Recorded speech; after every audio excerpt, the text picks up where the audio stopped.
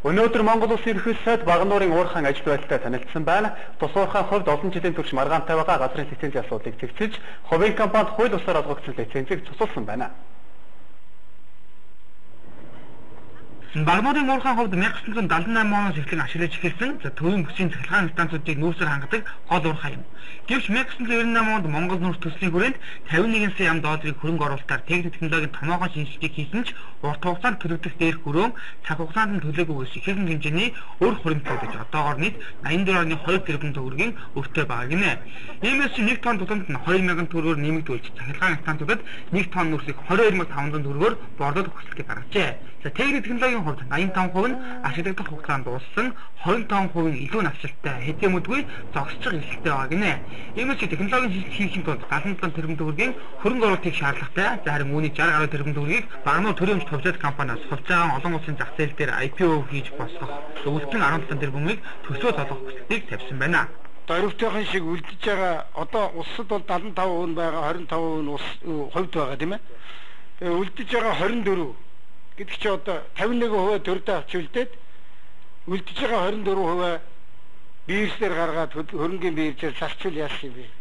Тэрнээсээ та нарын олж авъя гэж бодож байгаа нэг 60 орчим тэрбум төгрөг нь ороод ирвэл экскаватор наавна уу, машин наавна уу, юугаа наавна уу тэгээд нэг жах идэвхтэй ажил болох юм аа.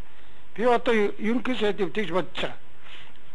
Хоёрын хоорондын төсөөс нэг 10 тэрбум 15 тэрбум өгöd өөдөхгүй байлээ. Мөн тус уурхайн зүгээс нүүрсний нөөцийн тодорхой хэсэг нь багтсан газрыг хувийн хөвчлөгийг олгосон байдлаар засгийн газар хямд тавьж хүсжээ.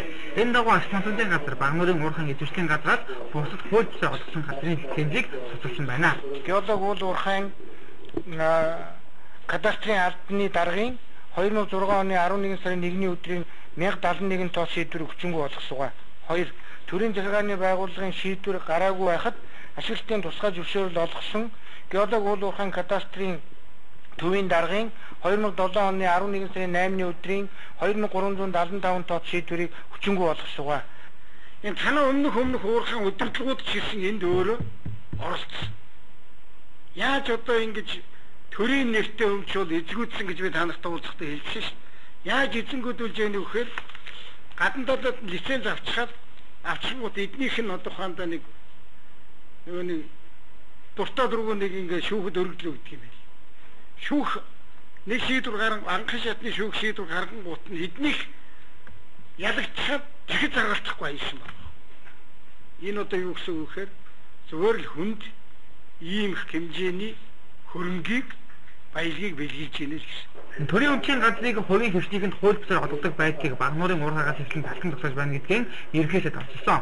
Цаашдаа шарын гол шивээ овоо гэмэд бусад нүүрсний ордуудын эргэн тойронд олгогдсон газрын асуудлыг зөвхөн гэдгийг мэдгдсэн. Багнуурын уурхайн хувьд нийт 700 гаруй сая тонн нүүрсний нөөцтэй, үүний 80 гаруй сая тонныг одоогоор олборлоод байгаа юм а. Эд уурхайн хэлбэрээр нийт 300 гаруй сая тонн нүүрсийг олборлон гэж тооцвол 130 жил ашиглах боломжтой юм а.